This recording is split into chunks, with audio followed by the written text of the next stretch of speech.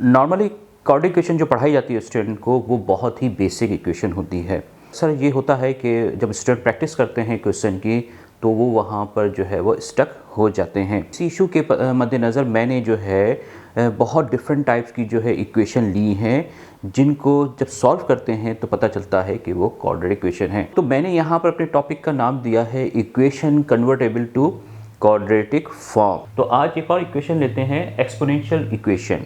Exponential equation, exponential equation क्या होती है, उसके फॉर्म कैसी होती है, लेकिन इसको मैं आपको थोड़ा सी इसकी डेफिनेशन बता दूं। एक्सपोनेंशियल इक्वेशन वो होती है जिसमें वेरिएबल जो है वो एक्सपोनेंट हो।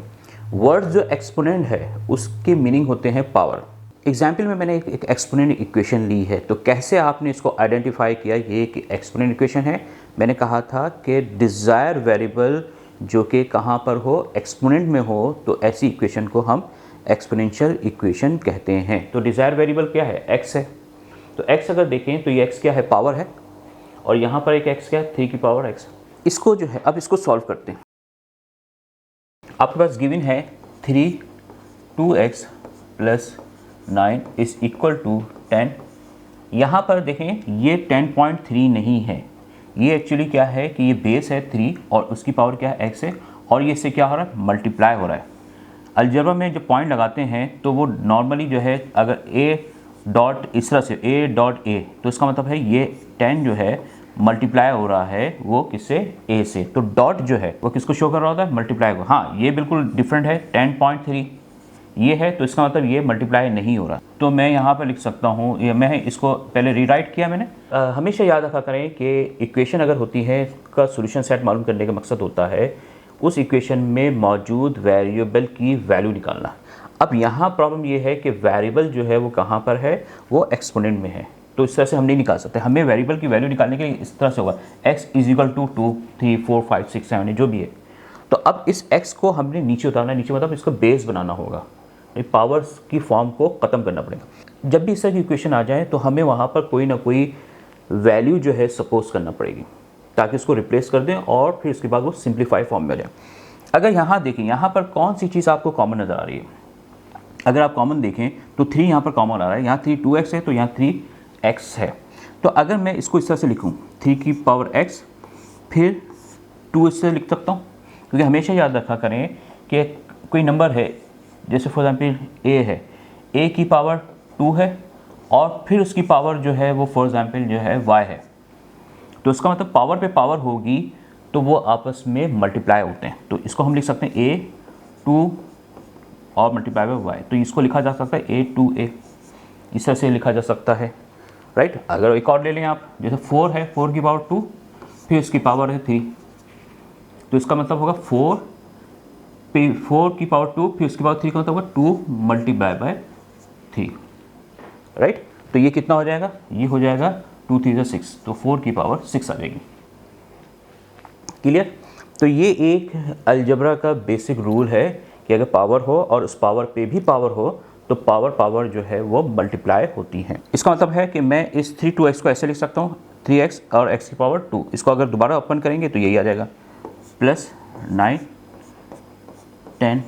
इसको डिफ्रेंशिएट करने के लिए हम इसको ऐसे लिख सकते हैं, मैंने बताया ना कि ये डॉट है, तो मैंने डॉट को हटा के मैंने क्या लगा दी, ब्रैकेट। तो इसका मतलब भी क्या है कि 10 जो है वो इससे क्या हो रहा है, मल्टीप्लाई हो रहा है।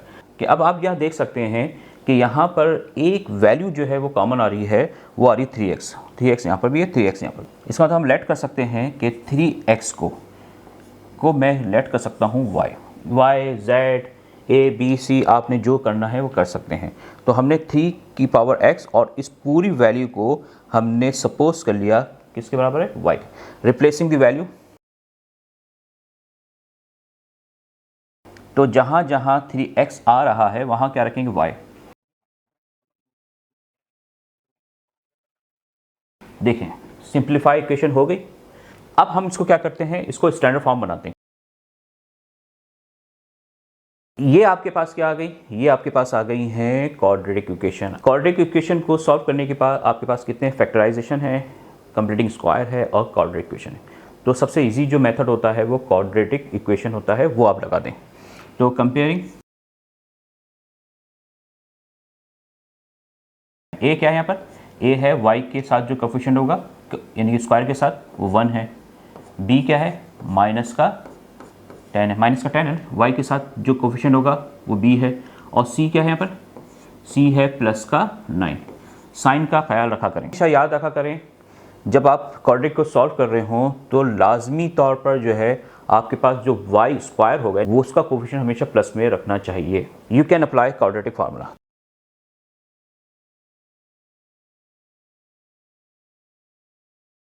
तो यहाँ क्या आ जाएगा, y है यहाँ पर, तो ये क्या है माइनस b यानी कि माइनस का 10 प्लस माइनस 20 का स्क्वायर मतलब होगा माइनस 10 का स्क्वायर माइनस 4 फार्मूले का, a कितना है 1, c कितना है 9 और नीचे 2a का मतलब होगा 2 मल्टीप्लाई बाय 1।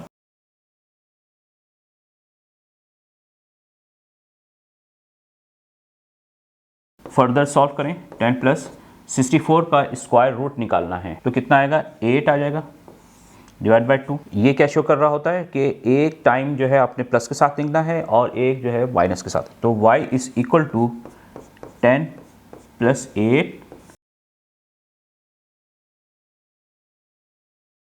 ये 2 वैल्यूज आपके पास आ गई हैं, राइट।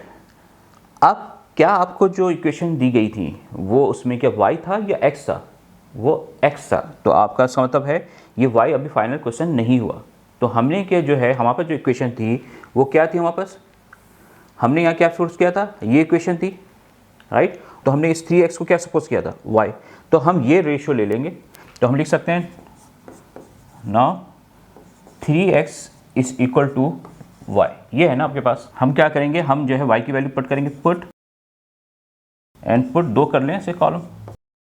यहाँ क्या है आपके पास 3x, तो हम यहाँ क्या आ गया 3x और y की वैल्यू कितनी होगी 9 आ गई, राइट। और यहाँ क्या आ गया आपके पास 3x इज इक्वल टू 1। अभी भी किसको मालूम करना है, हमने x और वो कहाँ है पावर की। अलजेब्रा का एक रूल्स होता है और वो क्या रूल होता है, उसको कहते हैं अगर बेसिस सेम हो तो उनकी पावर भी क्या होती है, सेम होती है।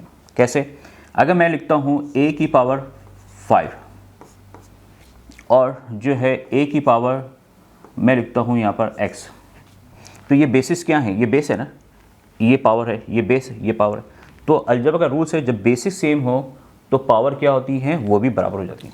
तो इसका मतलब जब बेसिस सेम है तो हम लिख सकते हैं 5 is equal to x, 5 is equal to x. तो इसका मतलब हुआ तो बेसिस एक सेम कर सकते हैं, इसको मैं लिख सकता हूँ 3 की पावर एक्स और यहाँ 3 की पावर 2 लिख सकता हूँ, तो बेसिस कर दी ना सेम। तो यहाँ क्या हो सकता है, बेसिस सेम है तो हम लिख सकते हैं कि x is equal to 2। Similarly यहाँ करें, यहाँ पर क्या है, यहाँ पर मैं इससे लिख सकता हूँ 3 की पावर x। हमेशा याद रखें कि 100 है और 100 की पावर 0 हो तो उसका मतलब होता है 1। ये अलजेब्रा का क्या है रूल्स है कि कोई भी नंबर उसकी पावर अगर 0 होगी तो वो किसके बराबर है 1। तो इसी तरह से a की पावर 0 है तो भी किसके बराबर होगा 1 के।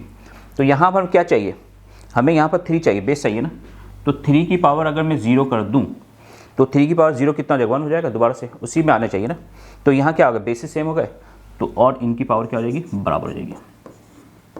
तो सॉल्यूशन सेट क्या हो गया आपके पास, सॉल्यूशन सेट। तो आपने देखा कितना टिपिकल और जो है कॉम्प्लेक्स क्वेश्चन था, उसे हमने बड़ी इजी से जो है आपको हल करके दिखाया है। एक और जो है टाइप ऑफ द इक्वेशन हम जो है देखते हैं।